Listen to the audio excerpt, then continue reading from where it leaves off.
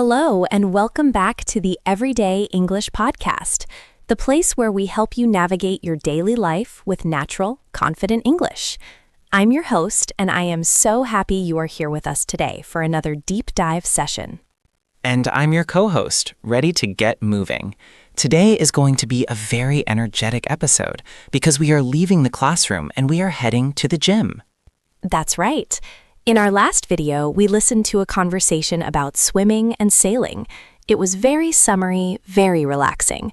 But let's be honest, not everyone lives near the ocean, and not everyone owns a boat. Exactly. For most of us, if we want to exercise, we don't go to the beach, we go to the gym. Or maybe we just think about going to the gym. But whether you are a fitness fanatic or someone who prefers the couch, you need the vocabulary to talk about health and exercise. It is such a common topic. If you work in an office with English speakers, I guarantee that at some point someone will ask you, do you work out, or what do you do to stay in shape? And saying, I do sport is okay, but it sounds a little bit like a textbook. We want you to sound natural. We want you to be able to describe exactly what you do, how you feel, and even complain about how tired you are afterwards. Complaining is a very important part of gym culture. So today, we are going to break down the entire process. We will talk about joining a gym, the equipment you use, the difference between cardio and weights, and finally, the physical sensations, the good pain and the bad pain. We have a lot to cover, so let's warm up. And actually, that is our first phrase, to warm up. Yes, before you do any heavy exercise, you need to warm up. This is a phrasal verb. It means to prepare your body for activity by moving gently. You might stretch or walk slowly on the treadmill. Think of your muscles like a cold piece of rubber. If you pull it hard, it might snap, but if you warm it up, it becomes flexible. So you might say, I spend 10 minutes warming up before I lift weights. Be careful not to confuse this with heating up food. You heat up your lunch in the microwave. You warm up your body at the gym. But before you can even warm up, you have to actually get inside the building. This brings us to the first step, joining a gym. In English, we usually say join a gym or get a membership. We don't typically say I made a contract with the gym, even though you are signing a contract. You would say I finally joined a gym yesterday. Or if you want to sound very casual and cool, you can say I signed up for a gym. To sign up, that implies you put your name on the list and agreed to pay. And let's talk about that payment. Usually there is a monthly fee, but there is also something called an initiation fee. This is a one-time cost just to start. It can be annoying. It is very annoying. And here is a pain point many people face, trying to leave. If you want to stop going, we say you want to cancel your membership. And that is often harder than the workout itself. But let's imagine you have joined. You have your membership card, you walk in. Where do you go first? Usually, you head straight to the locker room. This is the place where you change your clothes and lock up your bag. In British English, you might hear changing room, but in American English, locker room is very common, especially if there are lockers there. And what are you putting on? You are putting on your gear or your workout clothes. Gear is a great uncountable noun for all the equipment and clothing you need for a specific activity. You might say, I forgot my gym gear in the car. So you have your gear on, you have your water bottle. Now you enter the main floor, the gym floor. This is where the action happens. Generally, gym activities are divided into two main categories. Do you know what they are? I think most people know these, but the pronunciation is important. The first one is cardio, C-A-R-D-I-O. This is short for cardiovascular exercise. Cardio is anything that makes your heart beat fast. Running, cycling, rowing. If you are doing this, you might say, I'm going to do 30 minutes of cardio today. And the machines you use for this have specific names. The most popular one is the treadmill. That is the machine with the moving belt that you run on while staying in the same place. I have a love-hate relationship with the treadmill. It is boring, but effective. Then you have the elliptical. That's the machine where your feet move in ovals, like you are cross-country skiing. It is easier on your knees. So that is cardio. The other category is strength training, or more commonly, lifting weights. You might hear people say, I'm going to lift today, or I'm hitting the weights.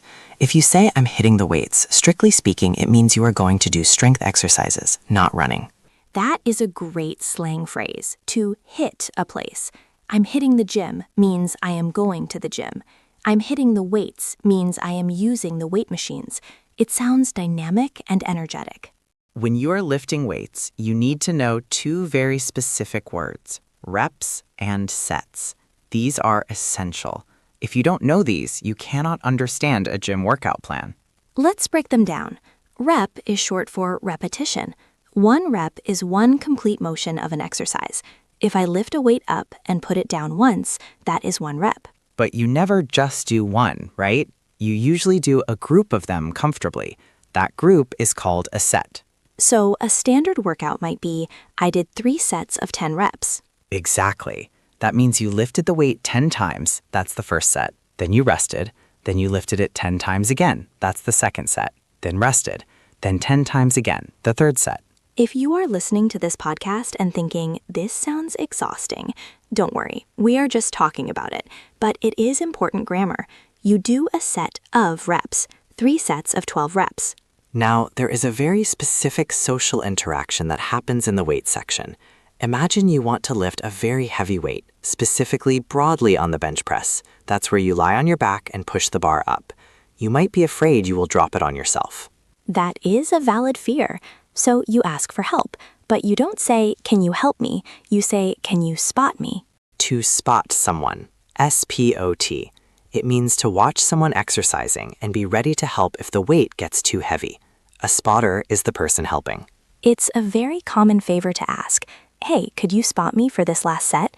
It's a great way to start a conversation if you are feeling brave. Speaking of being brave, a lot of people feel gym intimidation or gym anxiety. They feel nervous that people are watching them. If you feel this way, you are not alone. Absolutely not. But assuming you finish your workout, how do you feel physically? This is where English learners often struggle. They say, I have pain. But in English, we distinguish between pain and soreness. This is crucial. Yes, pain usually signals something is wrong, like an injury. If you feel a sharp pain in your shoulder, you should stop. But soreness is that stiff, heavy feeling you get when your muscles have worked hard. Soreness is usually considered a good thing in the fitness world. So the next day, you wake up and you walk like a penguin. You wouldn't say, my legs are in pain. You would say, my legs are so sore, or I'm really stiff today. We also use the word ache. You could say, my whole body aches. It's a dull, throbbing feeling. It means you had a good workout. There is a famous idiom for this, no pain, no gain.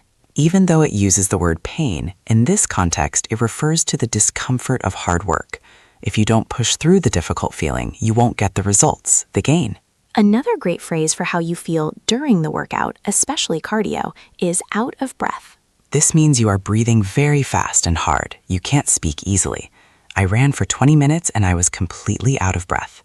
Be careful not to say, I lost my breath. That sounds more like you were surprised or shocked. Out of breath is specifically for physical exertion. You might also hear the word panting, P-A-N-T-I-N-G. This is the sound of heavy breathing. He was panting after the race. If you are really pushing yourself, you might break a sweat.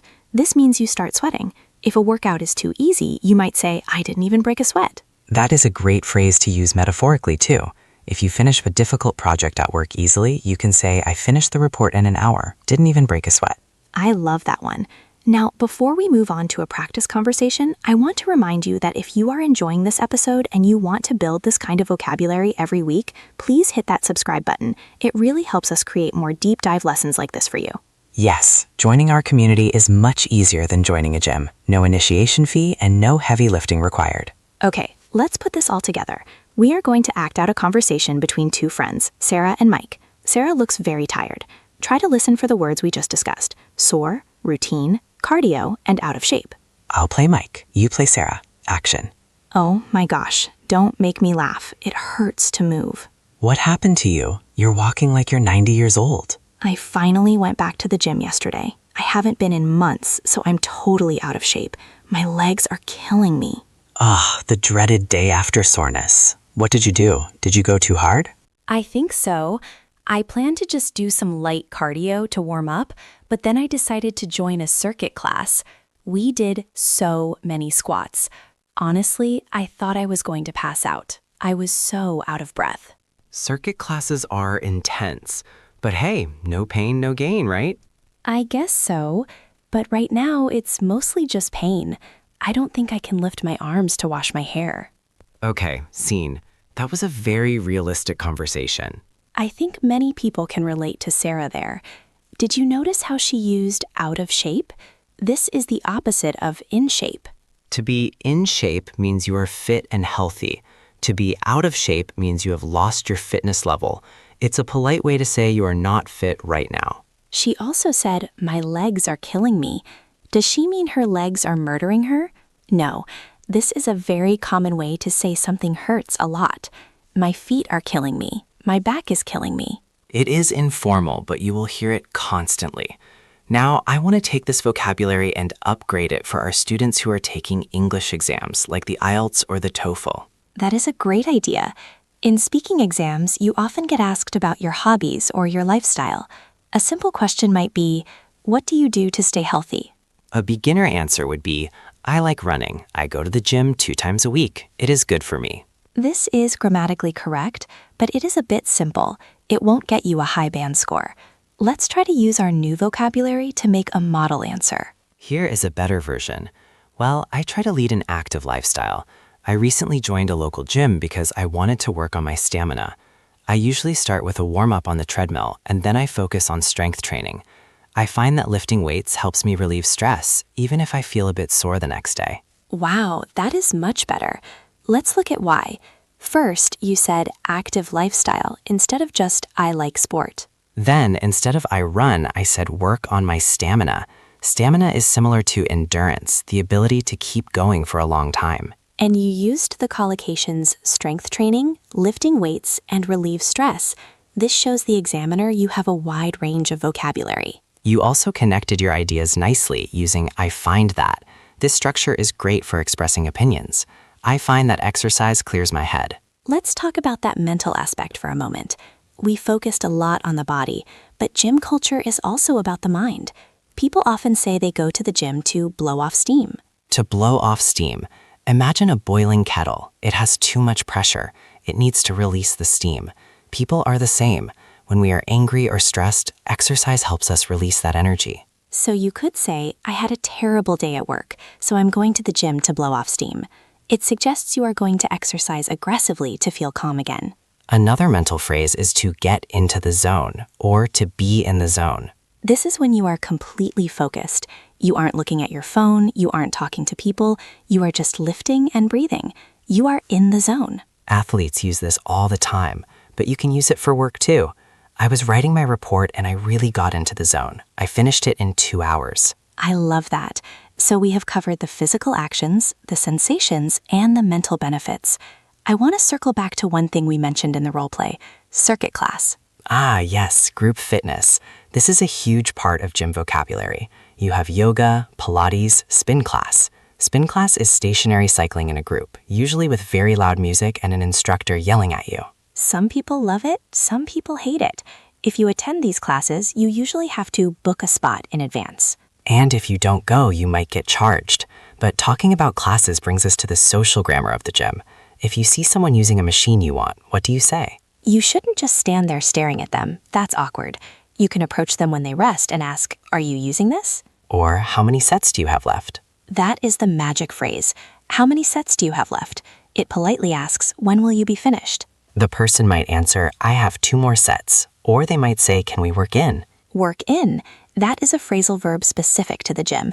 It means to take turns on the same machine. I do my set while you rest, and you do your set while I rest. It's efficient, so working in is sharing. We have built a really strong glossary today. Let's do a quick recap of the main verbs we learned. Okay, we have to join, sign up, to warm up, prepare the body, to lift, hit the weights, strength training, to spot, assist someone, to sweat, break a sweat, perspire, to ache, feel soreness. And the adjectives: sore, stiff muscles, out of breath, panting, out of shape, unfit, in the zone, focused. That is a solid list. If you master these, you can walk into any gym in an English-speaking country and feel confident. You won't feel like an outsider. And remember, listening is only the first step. To really lock this vocabulary into your brain, you need to use it. You need active recall. That's right. Don't just let the words wash over you. Grab them, Use them. So here's your mission for this week. It is a small challenge. I want you to go to the comments section below this video. I want you to write just 1 or 2 sentences describing your relationship with exercise. But there is a rule. You must use at least one of the words from today's episode. You can say, I hate cardio because it makes me out of breath. Or, I want to join a gym to work on my stamina. Or even, I am sore just thinking about exercise. Whatever is true for you, write it down. We read every comment, and writing it helps your brain remember the spelling and the context. Also, if you know a friend who is trying to get in shape or trying to improve their English, send them this podcast. Maybe you can be study buddies. Like a gym buddy, but for English. A gym buddy is someone who goes to the gym with you to keep you motivated.